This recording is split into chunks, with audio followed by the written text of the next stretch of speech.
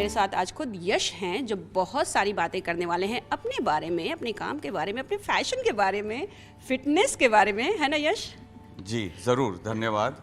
आपका जो इंट्रोडक्शन था काफ़ी उत्तम था मेरे पर्सनालिटी से। I am ready to talk. आप बोलिए, आपके क्या क्वेश्चन? सबसे पहले बताइए कैसा चल रहा है, आपकी लाइफ कैसे चल रही है? House going? लाइफ हरदम अच्छी रहनी चाहिए। भगवान की कृपा से हमको हरदम कृतज्ञ रहना चाहिए।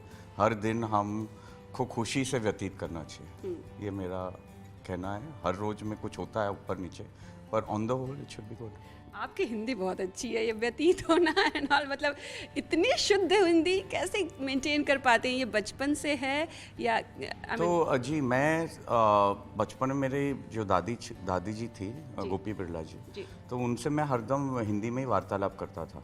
और मेरे हिसाब से अपने संस्कार बहुत अहम हैं। तो ऑफ कोर्स हम लोग काफ़ी अंग्रेजी में बात करते हैं और धीरे धीरे हिंदी की जो आदत है बात करना कम कम होती जाती है आजकल।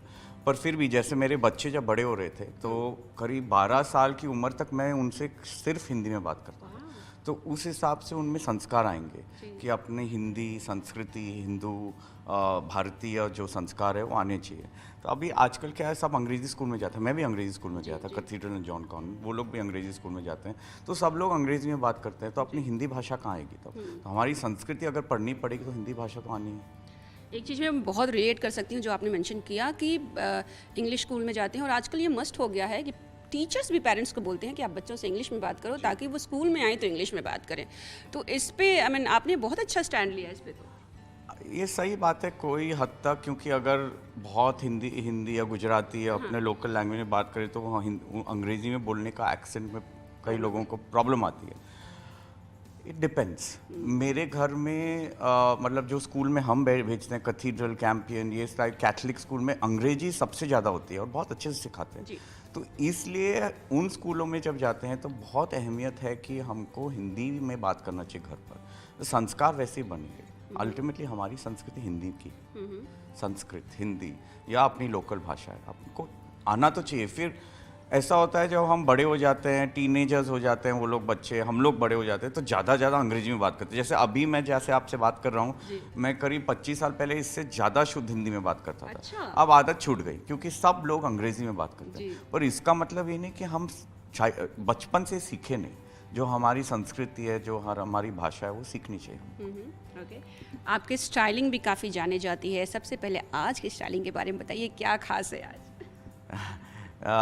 Style is spontaneous. मेरे को हिसाब से मैं कुछ सोचता नहीं हूँ। जैसे कहीं कुछ जाना हो या अभी आपके सामने आया हो तो मैं 2 मिनट जाके कबाड़ के सामने खड़ा रहता हूँ। जो मन में उस टाइम इंस्पिरेशन आता है वो निकाल लिया और पहन लिया। उसमें ज़्यादा सोचा नहीं, उसको ज़्यादा शीशे में देखा नहीं, उसमें वक्त ज़्यादा व्यतीत नहीं किया मैंने। तो ये मुझे आ गया कि सेमी कैजुअल समझे। शर्ट है, ट्राउजर और ये प्रिंटेड ट्रैक पैंट्स जैसे हैं, तो सेमी कैजुअल हो गया। ओके, बहुत एक्टिव हैं आप, मतलब फिटनेस तो है ही, बुक लिखना एंड एवरीथिंग। सो और क्या क्या एक्टिविटीज़ हैं यश के पास जो बहुत ज़्यादा एक्सप्लोर करते हैं? जी मेरा काम तो रहता ही है, जो मेरा प्राइमरी धर्म है, मैं बिजनेसमैन हूँ, तो वो तो मेरा पहला धर्म है। उसके अलावा अगर आप मेरे को बाकी चीज़ों के में पूछे तो मैं फिटनेस ऑफ कोर्स अहमियत रखता हूँ। रोज़ मेरा जो वर्कआउट चलता है वो चलता है। इसके अलावा मैं बचपन से ध्यान, प्राणायाम, योगासन और स्पिरिचुअल बुक्स पढ़ने में मेरा बहुत इंटरेस्ट रहा है। तो इन चीज़ों में मेरा काफ़ी समय व्यतीत होता है। तो कितना टाइम मैनेजमेंट कैसे हो पाता है यश? बिकॉज बिजनेस भी है जिसको आगे ले जाना है और जाता ही है, और भी बाकी बहुत सारी चीज़ें हैं, तो टाइम मैनेजमेंट कैसे होता है? हम लोग इंस्टाग्राम में टाइम दे सकते हैं, सोशल मीडिया में दे सकते हैं, इंटरव्यू में दे सकते हैं, यहाँ वहाँ जाने में दे सकते हैं। सब में वो भी देना चाहिए, मैं नहीं बोल रहा हूँ मत दीजिए।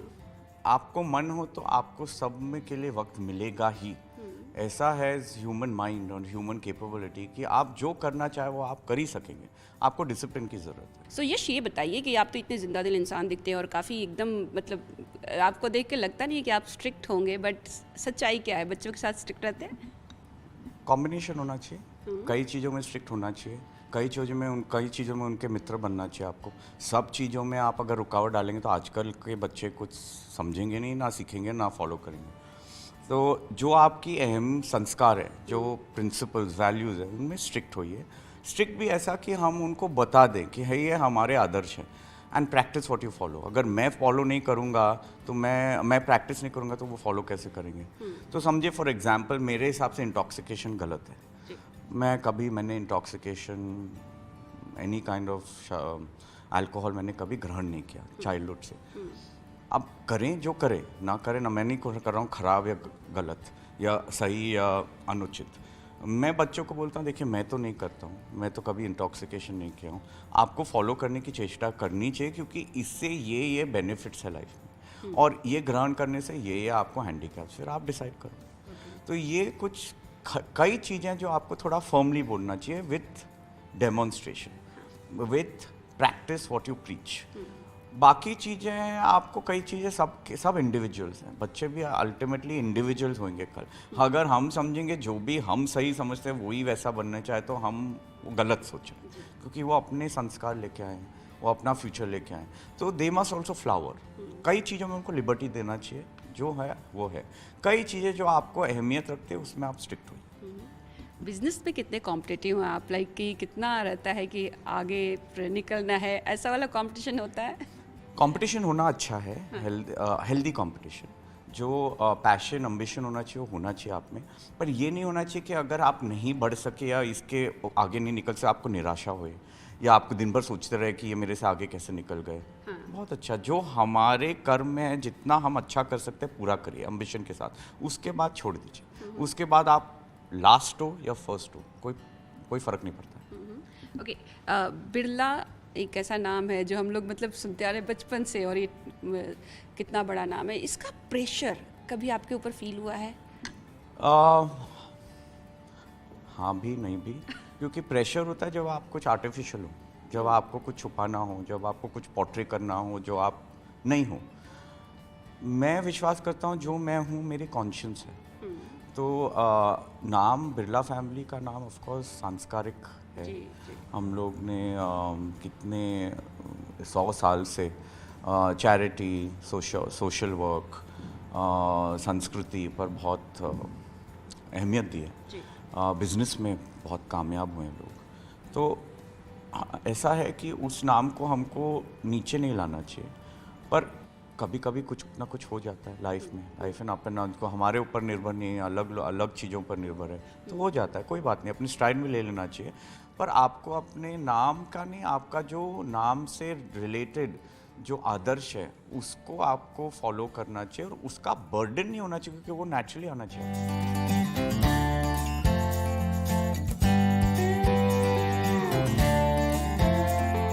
मुझे ना यहाँ पे कुछ बुक्स दिख रही हैं और मैं चाहती हूँ कि प्लीज़ आप बताएं कि एग्जैक्टली कौन सी बुक्स हैं, क्या क्या हैं, और अगर आप अपने फैंस दर्शकों को बता पाएँ। जी, तो बुक्स तो ये तो ऐसा है कि मेरे को मिस शोभा डे जो हैं उन्होंने करीब काफ़ी साल पहले बोला था कि आप एक अपने फिटनेस पर एक बुक लिखिए, वो इंस्पायर करेगा यूथ को। तो मैंने कहा बहुत अच्छा। तो मैंने कहा पर मेरे को लिखने का समय नहीं है, पर मैं बातचीत ज़्यादा करता हूँ, जैसे आपसे भी कर रहा हूँ ज़्यादा। तो मैंने कहा मैं बातचीत करूँगा, आप किसी को लेखक बनाइए। तो फिर उन्होंने कोई बहुत अच्छे विश्ववीर सिंह है उनको लेखक बनाया, और उन्होंने लिखना शुरू किया फिटनेस पर, खाली फिटनेस पर। पर फिटनेस के दौरान जैसे मैं अभी भी बातचीत ज़्यादा कर रहा हूँ, मैंने इतनी सारी बातचीत की उनके साथ। तो बोली बीच में मिस शोभा डे आए मेरे पास, बोले कि आपकी लाइफ और आपके फिलॉसफीज, आपके थॉट्स इतने इंटरेस्टिंग है कि हम खाली फिटनेस को क्यों बताएं, हम इसको बायोग्राफी बनाएंगे जिस पर आपकी जीवनी पर हम ज़रा फोकस करेंगे, फिटनेस छोड़ दो। तो ऐसे देखिए मैंने तो पूरा फिटनेस पर शूट भी कर लिया, क्योंकि आपकी फिटनेस बुक थी। मैं जिम में पूरा एक्सरसाइज कसरत करके मैंने फिटनेस पर शूट कर दिया, उसका मैं क्या करूं। तो बोले वो आप एक और बुक लिख दीजिएगा। ऐसा अभी मैं तो आपके प्रोत्साहन से लेखक बना, मैं बार बार तो पता नहीं, यानी मैं भगवान की देन, जैसे वो जैसा भगवान चाहे वैसे करेंगे। तो उन्होंने ये बुक फिर जो मैंने बातचीत बहुत की, ऑन अ प्रेयर, उसमें मेरी सब जो थॉट्स हैं, मेरे लाइफ है बचपन से, ग्रोइंग अप ईयर्स, कॉलेज में जो मेरे कई नुक्से भी हैं, फनी इंसिडेंसेस हैं, कई मेरे सीरियस इंसिडेंसेस हैं, some thoughts are there, philosophy, ये मेरी जीवनी जैसी है till a particular age, not till now. तो ये लिखी। फिर उसके बाद मैंने, जैसे उन्होंने कहा कि आप फिटनेस पर अपनी बुक ले, तो मैंने कहा अभी तो मेरे पास वक्त नहीं ज़्यादा, मैं बहुत बिजी था अपने काम में, पर फिर थोड़ा थोड़ा करके, थोड़ा थोड़ा जो भी बातचीत करके लिख के, थोड़ा मेरे हिसाब से मैंने वो कंप्लीट कर दी, क्योंकि एक अगर शुरू की तो बीच में छोड़ना नहीं चाहिए। तो थोड़े साल लग गए पर फिर कंप्लीट हो गई। तो उसमें आ गया ये बिल्ड अ परफेक्ट बॉडी। तो ये इज ओनली अबाउट फिटनेस। और इसमें से कई जो शूट किए मैंने वो उस टाइम कर लिए थे मिस डे के किताब में। फिर कई रह गए थे तो मैंने वापस फिर मतलब शूट वापस किया, कंप्लीट किया जैसे किया। तो कई इसमें चित्र हैं 3-4 साल पुराने, कई है रिसेंट। ये इसमें बेसिकली कोई भी जो नहीं भी जानते फिटनेस के बारे में, इसमें से सीख सकते हैं कि कैसे करना, और जो जानते हैं उसमें से इनको एक्सरसाइज का form, how to do it perfectly, ये मिलेगा। तो इसमें ये बेटर रहेगा। ये थी एक डीवीडी, मैंने टाइम्स के साथ एक डीवीडी बनाई थी, एक शूट किया था मैंने यहाँ। मेरे ऋषिकेश मेरा बहुत प्रिय जगह है, मुझे मेरे दिल से जुड़ी हुई है। तो वहाँ भी शूटिंग की थी योगासन पर, और एक्सरसाइज और फिटनेस, लाइफस्टाइल, सात्विक आहार, सोच अपना क्या क्या खाना चाहिए, हेल्थ फूड क्या है, उससे दिमाग पर क्या असर पड़ता है, वो सब ये डीवीडी में बात की। तो अब yes 100% live it, my body my temple 100% लगा। अब क्या किया मैंने, ये डीवीडी को मैंने ये किताब में QR कोड में डाल दिया। तो जो ये किताब लेंगे वो ये डीवीडी को इसमें देख सकते हैं, यहाँ QR कोड कर स्कैन करके। तो ये अभी जो थोड़े साल बनी थी, मैंने कहा ये वापस जो ये पढ़े, क्योंकि जो एक्सरसाइज यहाँ कर दिखाई है वो कहीं मैंने इन्होंने ये डीवीडी में किया है। अगर आपकी वो बायोग्राफी ली जाए, वो किताब ली जाए, तो फर्स्ट वन जो आपने हमें दिखाया, फेवरेट कौन सा है आपका चैप्टर? कौन सा ऐसा इंसिडेंट है, फनी, सीरियस, जो भी आपने कहा, कौन सा है आपका? तो एक मेरी इसमें मेरी है, एक मेरे बचपन की एक मेरी बुआजी थी। उन दिनों मारवाड़ी खानदान में बहुत मतलब कंजर्वेटिव ओल्ड फैशन थी बुआजी, बहुत अच्छी थी, स्वीट थी और अफेक्शन थी, यहाँ के मेरे साथ रहती थी। तो बचपन में चिढ़ाने का बहुत मज़ा आता है, तो मैं उनको चिढ़ाता था। उनके बाद जब वो सोती थी रात को, मैं सफ़ेद चादर डाल के ऊपर ऐसे भूत भूत उनके सामने नाचता। तो खूब पहले डरती थी, फिर खूब गुस्सा होकर चिल्लाती थी कि मैं सबको कंप्लेन कर दूंगी, तुम्हारी माँ को बता दूंगी। तो हम लोग खूब हंसते थे। फिर ऐसे बहुत अच्छी चीज़ है जो अपना बचपन की याद दिलाते हैं। बचपन का टाइम बेस्ट रहता है अपने लिए, जो अपन मज़ा, इनोसेंट जो बोलते हैं, इनोसेंट फन। ऐसे कोई हार्मफुल फन कभी किया नहीं, पर जो इनोसेंट फन है वो हरदम अच्छा रहता है। वो याद करके भी जैसे मुस्कुराहट आती है। कुछ ऐसा है जो आपने छुपाया हो इसमें? आई मीन आप पूछ लीजिए, अगर लगता है आपको। मैं खुली किताब जैसा हूँ, जो आप पूछे मैं सब बोलने को तैयार हूँ। तो जो मुझे बताया गया, जो प्रेरणाएं मैंने लिख दिया। अब कोई और कुछ पूछे वो ही बता दूंगा मैं। चलिए, अच्छा ये बताइए, हमने तो बिरला हाउस के बारे में सबको पता है, सबने सुना है, लेकिन मैं आपसे कुछ जानना चाहती हूँ। मैंने सुना है कि यहाँ पे जिस रूम में एग्जैक्टली हम लोग खड़े हैं, ये बहुत ही स्टोरीज़ के साथ ये रूम है। ये सिर्फ एक रूम नहीं है, इसमें बहुत सारी स्टोरीज छुपी हुई हैं, जिसमें कुछ लेटर्स हैं, कुछ ऐसे फोटोग्राफ्स हैं जो कुछ बयां करते हैं, कुछ बताते हैं।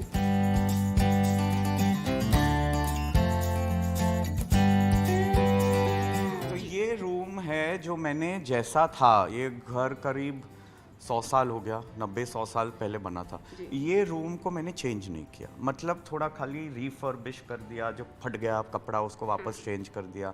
पर ये कारपेट सेम है, पंखा सेम है, लाइट सेम है, वॉलपेपर सेम है, सब डेकोरेशन सेम है। तो इसको मैंने इसलिए ऐसे रखा कि बाकी घर में परिवर्तन ले आया लाइफस्टाइल के हिसाब से। कि यहाँ मेरे परदादा जी ने सब पूरे अपनी, एक तो बहुत सारी बिजनेस मीटिंग्स यहाँ चालू की, जो हमारी कंपनियाँ हैं, बिरला जॉइंट फैमिली घर था ये। तो पूरे बिरला फैमिली यही घर में रहते थे। GD Birla, BM Birla, RD Birla, JK Birla, सब यहाँ रहते थे। उनके एक एक कमरे थे उनके नाम पर। तो और जब फिर उन दिनों भोजन सब साथ में, नाश्ता सब साथ में, तो उसमें पारिवारिक जो जॉइंट फैमिली बिरला की थी उसमें बहुत अहमियत है। तो ये कमरा सबसे ज़्यादा यूज़ होता था। दूसरी चीज़ है, यहाँ जो उनकी हमारी पूरी फैमिली फ्रीडम मूवमेंट में बहुत इन्वॉल्व थी। आप समझिए गांधी जी के साथ या वल्लभ भाई पटेल जी के साथ, तो वो सब मीटिंग्स ये कमरे में होती थी। गांधी जी हमारे घर में यहीं रुकते थे, यही घर में, वो कमरे में उधर। और इनफैक्ट बिरला हाउस दिल्ली में उनका स्वर्गवास हुआ, जो लास्ट उनकी वो हे राम करके वो शूटिंग हुई उनकी, वो हमारे घर में। फिर हमने उनको डोनेट कर दिया फैमिली ने, गवर्नमेंट को, क्योंकि वो मेमोरियल बन गया। तो गांधी जी यहाँ बैठते थे और वो हरदम ये कुर्सी पर बैठ के अपने आदर्श, अपने व्यूज़, अपने फ्रीडम मूवमेंट्स पर बात करते थे। और मेरे परिवार से उनका बहुत निकट का एसोसिएशन था। जैसे मेरे दादी जी जो गोपी बिरला मैंने आपको बोला, वो करीब 7 साल उनके साथ आश्रम में रही, वर्धा में। उनके संस्कार, उनके प्रिंसिपल, सादगी में रहना, गीता पर जो ओपिनियंस थे उनके सीखना, उनके साथ रही वो। तो बहुत क्लोजली निट थे। हमारे विचारों का विचार भी गांधी जी पर बहुत आधारित थे हमारे परिवार के। तो फिर ये कमरे में उसके अलावा और सब लोग आए। मेरे चित्र हैं कई, आप देखेंगे, यहीं पूरा बिरला परिवार, यहीं आप समझिए इंदिरा गांधी जी भी आई हैं, वल्लभ भाई पटेल जी भी आए हैं, जिन्ना भी आए, लेडी एंड लॉर्ड माउंटबैटन जो लास्ट वाइसरॉय थे इंग्लैंड के, वो भी यहाँ थे, लाल बहादुर शास्त्री यहाँ आए हैं। ये सब ये कमरे में आके बैठे हैं और ये सब यहाँ बात किए हैं। और कई चित्र हैं मेरे पास, ये कमरे के एक दूसरे पार्ट घर के, जो वहाँ चित्र लिए हैं उनके, मेरे पूरे परिवार के साथ। तो आप समझिए अभी ये संस्कृति कहाँ मिलेगी हमको। हम कुछ भी फैंसी बना सकते हैं घर को, पर उसमें वो सुंदरता नहीं जो संस्कृति में है। तो ये मैंने उस तरह प्रिजर्व किया है। आप अगर यहाँ आए मेरे साथ देखें तो ये गांधी जी के रिटन लेटर्स है। ये उन्होंने अपने हाथ से लिखे हैं। जो मैंने आपको कहा मेरी दादी जी उनके साथ रहती थी, तो बहुत बार वो दादी जी को अपने हाथ से पत्र लिखते थे। उनमें उनको एडवाइस देते थे, परिवार में कैसे रहना, परिवार लोगों से कैसे व्यवहार करना, एडजस्ट कैसे होना। कोई प्रॉब्लम आती थी मेरी दादी जी को तो वो उनको लिख देती थी कि मेरे को ये कष्ट हो रहा है, तो उनको एडवाइस देते थे। फिलोसॉफिकल थे गांधी जी, महात्मा गांधी। तो ये सब उन्होंने अपने हाथ से लिखे हैं, या मेरे परदादा जी को या मेरे दादी जी को बहुत सारे पत्र हैं, कई मैंने यहाँ लगा दिए, जो उनके हैंड रिटन पत्र हैं। डेट भी दिख रहे हैं। हाँ जी, 34। हाँ, उन जमानों का है। तो इनको मैंने प्रिजर्व कर दिया ऐसे, तो ये खराब नहीं हुए। बहुत सही है। इसके अलावा भी कुछ है इसमें स्टोरी जो आप हमारे साथ शेयर करना चाहेंगे? तो इसमें तो कहानियाँ तो बहुत है, गांधी जी और सब। वल्लभ भाई पटेल यहाँ गुजरे एक्चुअली। उनका जो सरदार वल्लभ पटेल का जो लास्ट जर्नी थी, वो यही कमरे से, यहाँ से निकल के फिर बाणगंगा क्रेमेटोरियम में गई। तो वो यहाँ ही breathed his last in Birla house. तो अभी आप समझिए वो संस्कृति तो प्रिजर्व करना बहुत इम्पोर्टेंट है। ही ऐसे विजुअल दिख जी, रहा है। तो संस्कृति में ऐसा है कि वो संस्कृति में प्रिजर्व करना जितना कोशिश करता हूँ मैं। जैसे ये मैंने पहले आपको बोला, ये एक तो शुद्ध शाकाहारी घर है। प्रिंसिपल्स थे हमारे फैमिली के, आर.डी. बिरला जी जो थे, वो कभी मांस घर में नहीं लाए। तो मैंने ये दिन तक कभी नहीं अलाउ किया नॉन वेजिटेरियन फूड। मैं खुद शाकाहारी हूँ, पर कोई गेस्ट आ जाए उनको दे दिया, वो भी मैं नहीं अलाउ करता। क्योंकि मैं बोलता हूँ उन्होंने जो संस्कार दिए वो मेरी ड्यूटी है कैरी ऑन करना। मेरे बाद कोई और आएगा, उनकी ड्यूटी है, पर वो करे या ना करे, मैं तो करूँ। तो मैं उनके संस्कार फॉलो कर रहा हूँ। मैं यहाँ शाकाहारी भोजन ही देता हूँ और मांसाहारी भोजन प्रवेश नहीं करने देता हूँ। मैं नहीं बोलता हूँ गलत है या सही है, पर ये उन्होंने संस्कार दिए, वो मैं कर रहा हूँ। दूसरी चीज़ है जो इंटॉक्सिकेंट्स, अल्कोहल, वो मैं घर के अंदर नहीं आने देता हूँ। मेरा बगीचा है बाहर, वहाँ ठीक है पार्टी करते हैं बच्चे लोग, करो, पर घर के अंदर मैं अल्कोहल नहीं, क्योंकि जो हम एक समझते हैं कि हमारा घर एक मंदिर जैसा होना चाहिए। तो अगर मंदिर जैसा होना चाहिए, मंदिर के अंदर तो ये सब चीज़ नहीं ले जाएंगे। और ये कमरा मंदिर जैसा है, तो यहाँ अंदर मैं नहीं लाने दूंगा ये सब चीज़। बाहर ठीक है, अभी आजकल कोई पार्टी में आएगा ही नहीं अगर कुछ नहीं करोगे। तो वो बच्चों का है, फ्रेंड्स है, जो मैं सबको बोलता हूँ कि ये सब चीज़ नहीं ग्रहण करना चाहिए। इससे कोई आप आनंद लो, पार्टी में डांस करो, म्यूज़िक है, पर ईच टू देयर ओन। कहीं ना कहीं यश बहुत प्राउड फील होता होगा ना ये सारी चीज़ें देखकर कि इतनी अच्छी चीज़ें और आपके संरक्षण में हैं एक्चुअली। सो कहीं ना कहीं प्राउड फीलिंग होती है? Proud is a wrong word. Proud is leading to ego is of no use. You feel grateful. मेरे को gratitude आता है कि इतने संस्कार और इतने मेरे पूर्वजों ने जो किया, उसका मेरे को देखभाल करने का अवसर मिल रहा है। हाँ। तो वो ग्रैटिट्यूड आता है मन में, आभारी जो बोलते हैं, आभार व्यक्त करना का मन होता है। प्राइड क्या है? तो देखिए कल मैं ज़िंदगी को ऐसे देखता हूँ, कल मेरे परदादा जी जो भी वहाँ दीवार की पर उनका पोर्ट्रेट है, उसके बाद मेरे पेरेंट्स, ग्रैंड मदर, उनकी पोर्ट्रेट है। हम लोग भी कभी ना कभी पोर्ट्रेट बन जाए। साइकिल है वो। अब कौन आएगा क्या, वो ये सब दैट्स लाइफ। पर जब तक हम यहाँ हैं, हम उसको पूरी तरह, हमारे जो संस्कार है उनकी रक्षा करें, मैं ऐसा समझता हूँ।